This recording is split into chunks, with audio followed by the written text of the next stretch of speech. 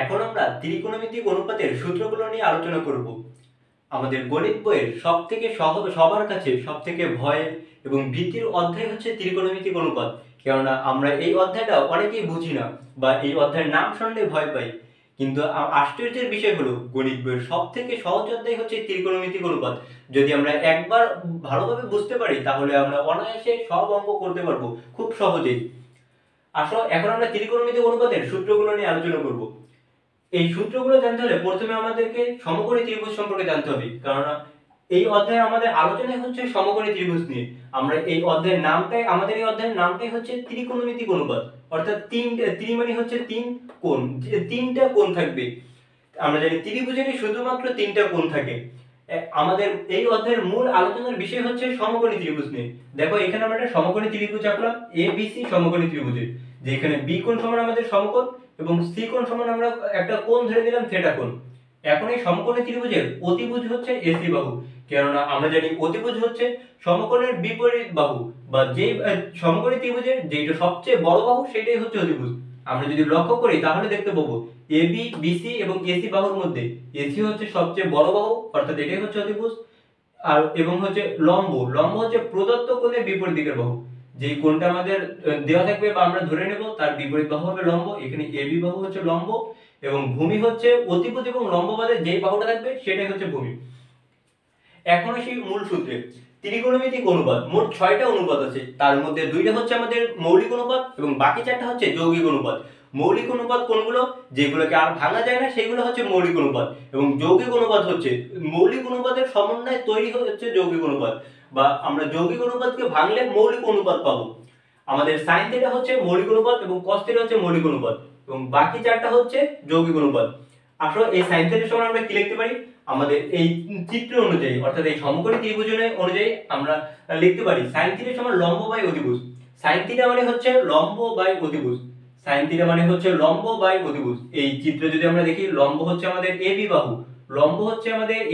এবং অতিভুজ হচ্ছে AC বাহু। অর্থাৎ এই চিত্র অনুযায়ী লিখতে পারি sin θ সমান AB বাই AC। sin θ সমান AB বাই AC। এই থিটা আসলে কোত্থেকে? থিটা হচ্ছে এই কোণ, এই C কোণ সমান আমরা ধরে নিচ্ছি থিটা, অর্থাৎ এই কোণের সাপেক্ষে sin θ হচ্ছে লম্ব বাই অতিভুজ। লম্ব হচ্ছে AB এবং অতিভুজ হচ্ছে AC। sin θ সমান হচ্ছে লম্ব বাই অতিভুজ। এই sin θ সমান যে লম্ব বাই অতিভুজ, আমরা এটাকে একটা সহজ টেকনিকের মাধ্যমে মনে রাখতে পারি। আমরা যদি এইভাবে পড়ি, শ্রীলঙ্কায় লবণ আছে, শ্রীলঙ্কা মানে হচ্ছে sin θ, লবণ মানে হচ্ছে লম্ব, আছে মানে হচ্ছে অতিভুজ। শ্রীলঙ্কায় লবণ আছে, sin θ সমান লম্ব বাই অতিভুজ। আমরা এইভাবে মনে রাখবো, তাহলে আমাদের ভুলে যাওয়ার সম্ভাবনা কম থাকবে। অথবা আমরা এইভাবে মনে রাখতে পারি, সাগরে লবণ আছে, সাগরে মানে হচ্ছে sin θ, লবণ মানে হচ্ছে লম্ব, আছে মানে হচ্ছে অতিভুজ। sin θ মানে লম্ব বাই অতিভুজ। শ্রীলঙ্কায় লবণ আছে, sin θ মানে হচ্ছে লম্ব বাই অতিভুজ। এবার আমরা যদি দেখি cos θ, cos θ সমান হচ্ছে ভূমি বাই অতিভুজ, ভূমি বাই অতিভুজ। আমরা যদি এই চিত্র দেখি, আমাদের ভূমি হচ্ছে BC বাহু এবং অতিভুজ হচ্ছে AC বাহু, অর্থাৎ আমরা লিখতে পারি cos θ সমান ভূমি বাই অতিভুজ বা BC বাই AC। cos θ সমান BC বাই AC। এই চিত্র অনুযায়ী আমরা লিখতে পারি cos θ সমান BC বাই AC, কারণ ভূমি হচ্ছে এই চিত্রে BC বাহু এবং অতিভুজ হচ্ছে AC বাহু, অর্থাৎ cos θ সমান BC বাই AC।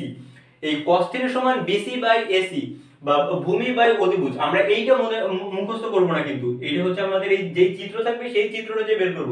আমাদের মূল সূত্র কিন্তু এইটা, sin θ সমান লম্ব বাই অতিভুজ, cos θ সমান ভূমি বাই অতিভুজ। আমাদের কিন্তু এইগুলো মুখস্থ করতে হবে, অর্থাৎ cos θ সমান ভূমি বাই অতিভুজ। এইটাকে আমরা মনে রাখবো কোরিয়ায় ভূত আছে, কোরিয়ায় মানে আমরা ধরবো cos θ, ভূত মানে হচ্ছে ভূমি, আছে মানে হচ্ছে অতিভুজ। cos θ সমান ভূমি বাই অতিভুজ, অর্থাৎ কোরিয়ায় ভূত আছে মানে হচ্ছে cos θ সমান ভূমি বাই অতিভুজ। এইভাবে মনে রাখলে হবে কি, আমরা ঘুরিয়ে ফেলবো না, কারণ আমাদের sin θ সমান লম্ব বাই অতিভুজ এবং cos θ সমান ভূমি বাই অতিভুজ। দেখা যাবে আমরা পড়তে গেলে আমাদের এই sin θ সমান লম্ব বাই অতিভুজ, এইখানে আমাদের ভূমি চলে আসবে এবং cos θ এর জায়গায় আমরা লম্ব লিখে ফেলবো, যার ফলে আমরা সহজে মনে রাখবো এইভাবে sin θ সমান লম্ব বাই অতিভুজ, অর্থাৎ শ্রীলঙ্কায় লবণ আছে, sin θ সমান লম্ব বাই অতিভুজ এবং cos θ সমান হচ্ছে ভূমি বাই অতিভুজ। এইটাকে আমরা মনে রাখবো কোরিয়ায় ভূত আছে। এবার সেই tan θ, tan θ সমান হচ্ছে আমাদের লম্ব বাই ভূমি, tan θ মানে হচ্ছে লম্ব বাই ভূমি।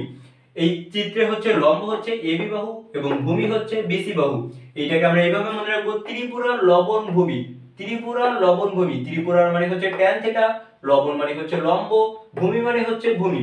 ত্রিপুরার লবণ ভূমি অর্থাৎ ট্যান থিটা সমান লম্ব বাই ভূমি, এটাকে আমরা এইভাবে মনে রাখবো। এবার এসে আমরা কট থিটা, কট থিটা সমান হচ্ছে ভূমি বাই লম্ব, কট থিটা মানে হচ্ছে ভূমি বাই লম্ব, কট থিটা মানে হচ্ছে ভূমি বাই লম্ব। এই দেখো ট্যান থিটা হচ্ছে কট থিটার বিপরীত, বা কট থিটা হচ্ছে ট্যান থিটার বিপরীত। কট থিটা আর ট্যান থিটা সমান আমাদের ছিল লম্ব বাই ভূমি, দেখো কট থিটা সমান হচ্ছে ভূমি বাই লম্ব, অর্থাৎ এটা কিন্তু শুধু উল্টে গেছে। অর্থাৎ আমরা যদি ট্যান থিটার মানটা মনে রাখি, ট্যান থিটা মানে লম্ব বাই ভূমি, তাহলে আমরা কট থিটাও বের করতে পারবো, কেননা কট থিটা হলো ট্যান থিটার বিপরীত। ট্যান থিটা যেটা তাকে বিপরীত করলে বা 1 বাই করলেই হচ্ছে আমরা কট থিটার মান বের করতে পারবো। এবার সে sec থিটা, sec থিটা সমান হচ্ছে আমাদের অতিভুজ বাই ভূমি, sec থিটা মানে হচ্ছে অতিভুজ বাই ভূমি। এই চিত্রে যদি আমরা দেখি অতিভুজ ছিল আমাদের এসি বাহু এবং ভূমি হচ্ছে বিসি বাহু, অর্থাৎ sec থিটা সমান অতিভুজ বাই ভূমি, এসি বাই বিসি। দেখো অতিভুজ বাই ভূমি এটা আমাদের কিন্তু cos থিটার সাথে মিল আছে, cos থিটা সমান আমাদের ছিল ভূমি বাই অতিভুজ, এখানে হচ্ছে sec থিটা সমান হচ্ছে অতিভুজ বাই ভূমি। যদি আমরা cos থিটা আকারে বিপরীত করি বা 1 বাই আকারে লিখি তাহলে আমরা কিন্তু sec থিটা পাবো। আবার যদি sec থিটাকে বিপরীত আকারে লিখি তাহলে কিন্তু আমরা cos থিটার মান পাবো, কারণ এই দুইটা হচ্ছে একটা অপরটার বিপরীত। আমরা যদি cos থিটাকে যদি মনে রাখতে পারি তাহলে আমরা sec থিটা বের করতে পারবো। এবার আসি cosec থিটা, cosec থিটা সমান হচ্ছে অতিভুজ বাই লম্ব, cosec থিটা মানে হচ্ছে আমাদের অতিভুজ বাই লম্ব। এই চিত্রে আমাদের অতিভুজ ছিল AC বাহু এবং লম্ব ছিল AB বাহু, অর্থাৎ AC বাই AB হবে। cosec থিটা হচ্ছে অতিভুজ বাই লম্ব AC বাই AB। দেখো এখানে আছে AC বাই অতিভুজ বাই লম্ব অর্থাৎ AC বাই BC, এটা কিন্তু আমাদের sin থিটার সাথে মিল ছিল। sin থিটা আমাদের ছিল লম্ব বাই অতিভুজ, এখানে আছে অতিভুজ বাই লম্ব অর্থাৎ বিপরীত। এখানে যদি আমরা 1 বাই আকারে লিখি, sin থিটাকে যদি আমরা 1 বাই আকারে লিখি তাহলে cos থিটা পাবো, বা cos থিটাকে যদি আমরা 1 বাই আকারে লিখি তাহলে হচ্ছে sin থিটা পাবো। এই দুটো হচ্ছে একে অপরের বিপরীত। তাহলে দেখো এই cos থিটা হচ্ছে sec থিটার বিপরীত, sin থিটা হচ্ছে এই cosec থিটার বিপরীত, tan থিটা হচ্ছে এই cot থিটার বিপরীত। আমরা যদি একটা মনে রাখি তাহলে আরেকটা মনে রাখতে পারবো। sin থিটা মনে রাখলে আমরা cos থিটা বের করতে পারবো, cosec থিটা বের করতে পারবো।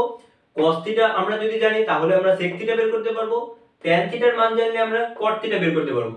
এখন হচ্ছে মূল সূত্র যেগুলো আমরা দেখো এইখানে আমরা যেগুলো আলোচনা করলাম এই মূল সূত্রই হচ্ছে এইগুলো। এই sin থিটা সমান আমরা লিখতে পারি 1 বাই cosec থিটা, কারণ আমরা এখানে দেখলাম sin থিটা হচ্ছে cosec থিটার বিপরীত। sec থিটা cos থিটা সমান আমরা পেয়েছি ভূমি বাই অতিভুজ, sec থিটা আমাদের ছিল অতিভুজ বাই ভূমি, অর্থাৎ এইটা একটা বিপরীত, এইটাই হচ্ছে আমাদের সূত্র। cos থিটা সমান 1 বাই sec থিটা এবং sin থিটা সমান আমাদের 1 by cosec theta. tan theta সমান আমাদের হচ্ছে লম্ব বাই ভূমি, এইটাকে আবার অন্যভাবেও লেখা যায় sin theta by cos theta. tan theta সমান হচ্ছে sin theta by cos theta. আমরা এখানে দেখছিলাম tan থিটা ছিল cot থিটার বিপরীত, অর্থাৎ এইভাবে লিখতে পারি tan থিটা সমান সমান 1 by cot theta, tan theta সমান সমান 1 বাই cot থিটা এবং cot থিটা সমান আমরা লিখব 1 বাই tan থিটা। যেহেতু হচ্ছে tan থিটা এবং cot থিটার বিপরীত, cot থিটা সমান আমাদের হবে 1 বাই tan থিটা আর tan থিটার সমান হবে অর্থাৎ এইভাবে tan থিটা সমান সমান আমাদের 1 বাই cot থিটা, বা এইখান থেকে আমরা যদি লিখি cot থিটা সমান সমান আমাদের 1 বাই tan থিটা। এইখানে কিন্তু আমি এইভাবেই লিখছি, কিন্তু এখানে একটা ডিসটেন্স হয়ে গেছে তার জন্য তোমাদের হয়তোবা বুঝতে অসুবিধা হচ্ছে। tan থিটা সমান হচ্ছে আমাদের 1 বাই cot থিটা, ঠিক cot থিটা সমান সমান 1 বাই tan থিটা। মূল সূত্র কিন্তু এইটাই। দেখো tan থিটার আরেকটা সূত্র আছে, সেটা হচ্ছে sin theta by cos theta. যেহেতু tan থিটা হচ্ছে cot থিটার বিপরীত, অর্থাৎ tan থিটা সমান যদি sin theta by cos theta হয় তাহলে হচ্ছে আমাদের cot থিটা সমান হবে cos theta by sin theta, অর্থাৎ tan থিটা সমান সমান sin theta by cos theta. অতএব cot থিটা সমান সমান আমাদের হবে cos theta by sin theta. দেখো শুধু একটা একটা বিপরীত, tan থিটার কিন্তু দুইটা সূত্র। এই tan থিটার প্রথম সূত্রটা হচ্ছে আমাদের 1 বাই cot থিটা এবং দ্বিতীয় সূত্রটা হচ্ছে আমাদের sin theta by cos theta. tan theta সমান 1 বাই cot থিটা এবং tan থিটা সমান হচ্ছে sin theta by cos theta. ঠিক একই ভাবে cot থিটা সমান হবে আমাদের 1 বাই tan থিটা এবং cot থিটার আরেকটা সূত্র হবে cot থিটা সমান cos theta by sin theta. এই tan থিটার এটার বিপরীত, আমরা একটা জানলেই আরেকটা মনে রাখতে বের করতে পারবো।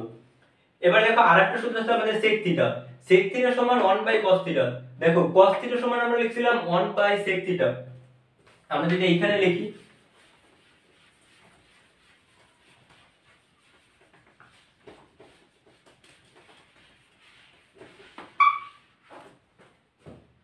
দেখো আমাদের cos থিটা সমান হচ্ছে 1 by sec theta, cos theta সমান হচ্ছে 1 বাই sec থিটা। অতএব এইখান থেকে বা আমরা লিখতে পারি sec থিটা সমান সমান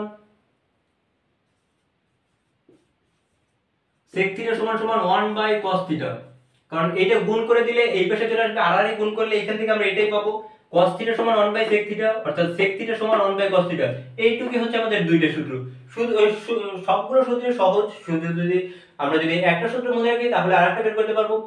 ঠিক একই ভাবে cosec থিটা সমান, cosec থিটা সমান হচ্ছে আমাদের 1 by sin theta, cosec theta সমান সমান আমাদের 1 বাই sin থিটা। বা আমরা এখান থেকে আবার লিখতে পারি sin থিটা সমান সমান 1 বাই cosec থিটা। আমরা একটা মনে রাখলে আরেকটা বের করতে পারবো, কারণ এখান থেকে আর গুণ করলে আমরা এইটা পাচ্ছি। cosec থিটা সমান আমাদের 1 বাই sin থিটা, অতএব sin থিটা সমান সমান 1 বাই cos থিটা। এখন দেখো, এখন এই আমাদের মূল যে তিনটা সূত্র আছে এই তিনটা সূত্র অনেক গুরুত্বপূর্ণ। আমাদের sin square theta plus cos square theta equal to 1, sin square theta plus cos square theta equal to 1, অর্থাৎ এই প্রথম অনুপাত sin স্কয়ার এবং cos স্কয়ারের বর্গের সমষ্টি হবে 1, sin স্কয়ারের বর্গ এবং cos স্কয়ারের বর্গ তার সমষ্টি অর্থাৎ যোগ হবে, এর মান হচ্ছে 1। এবং দ্বিতীয় সূত্র আছে sec square theta minus tan square theta equal to 1, sec square theta minus tan square theta equal to 1, অর্থাৎ এই sec square minus tan square, sec স্কয়ারের বর্গ এবং tan স্কয়ারের বর্গের বিয়োগফল হচ্ছে আমাদের 1, sec square theta minus tan square theta equal to 1। তারপর সূত্রটা আছে আমাদের cosec square theta minus cot square theta equal to 1, অর্থাৎ cosec স্কয়ারের বর্গ এবং cot স্কয়ারের বর্গের বিয়োগফলের মান হচ্ছে